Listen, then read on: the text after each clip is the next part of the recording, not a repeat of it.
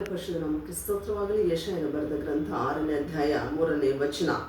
ಆಗ ಒಬ್ಬನು ಮತ್ತೊಬ್ಬನಿಗೆ, ಸೇನಾಧೀಶ್ವರನಾದ ಯೆಹೋವನು ಪರಿಶುದ್ಧನು, ಪರಿಶುದ್ಧನು, ಪರಿಶುದ್ಧನು, ಭೂಮಂಡಲದೆಲ್ಲ ಆತನ ಪ್ರಭಾವದಿಂದ ತುಂಬಿದೆ ಎಂದು ಕೂಗಿ ಹೇಳಿದರು. ಹೌದು ಪ್ರಿಯರೇ, ಪರಲೋಕದಲ್ಲಿ ಪ್ರತಿ ಕ್ಷಣ ಕೂಡ ದೇವದೂತರು, ಸೆರಾಫಿಯರು ಇವರೆಲ್ಲರೂ ಕೂಡ ದೇವರನ್ನು ಸ್ತುತಿಸುವುದನ್ನು ನಾವಿಲ್ಲಿ ನೋಡುತ್ತೇವೆ. ಆತನು ಪರಿಶುದ್ಧನು, ಪರಿಶುದ್ಧನು, ಪರಿಶುದ್ಧನೆಂತ ಸ್ತುತಿಸುತ್ತಾ ಆತನ ನಾಮವನ್ನು ಗಣಪಡಿಸುವುದನ್ನು ನಾವು ನೋಡುತ್ತೇವೆ ಪ್ರಿಯರೇ.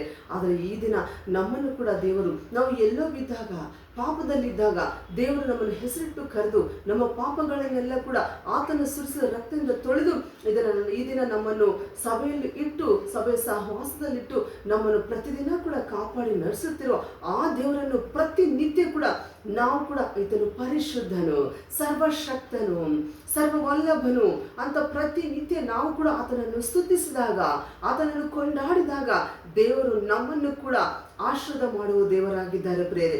ದೇವರು ಆತನ ಸ್ತುತಿಗೆ ಯೋಗ್ಯನು, ಸ್ತುತಿಗೆ ಒಂದು ಪಾತ್ರನಾಗಿದ್ದರಿಂದ ನಮ್ಮ ಸ್ತುತಿ ಎಲ್ಲವೂ ಕೂಡ ಯಜ್ಞಗಳು ಪ್ರತಿದಿನ ಆತನಿಗೆ ಸಮರ್ಪಿಸಿದಾಗ ನಮಗೆ ಒಳ್ಳೆ ಆರೋಗ್ಯ ಕೊಡ್ತಾರೆ, ನಮಗೆ ಸಮಾಧಾನ, ನೆಮ್ಮದಿ, ನಾವು ಮಾಡುವ ಎಲ್ಲ ಒಂದು ಕೆಲಸಗಳನ್ನು ದೀವಿಸುವರಾಗಿದ್ದಾರೆ, ನಮ್ಮ ಒಂದು ಯೋಜನೆಗಳನ್ನು ಆಶೀರ್ವಾದ ಮಾಡುವರಾಗಿದ್ದಾರೆ, ನಮಗೆ ಒಳ್ಳೆ ಭವಿಷ್ಯತ್ತನ್ನು ಕೂಡ ಕೊಡುವರಾಗಿದ್ದಾರೆ. ಆದ್ದರಿಂದ ಪ್ರತಿದಿನ ನಾವು ಸ್ತುತಿಸಬೇಕು, ಆತನ ನಾಮವನ್ನು ಘನಪಡಿಸಬೇಕು, ವಾಕ್ಯ ಓದಬೇಕು. ಅದೇ ರೀತಿ ಮಂದಿರಕ್ಕೆ ಬಂದು ಕೂಡ ಆತನ ವಾಕ್ಯವನ್ನು ಕೇಳಿ ಆತನ ಇಷ್ಟಾನುಸಾರವಾಗಿ ನಾವು ಜೀವಿಸಿದಾಗ ದೇವರು ನಮ್ಮನ್ನು ಆಶೀರ್ವದಿಸಿ ಘನಪಡಿಸುವರಾಗಿದ್ದಾರೆ.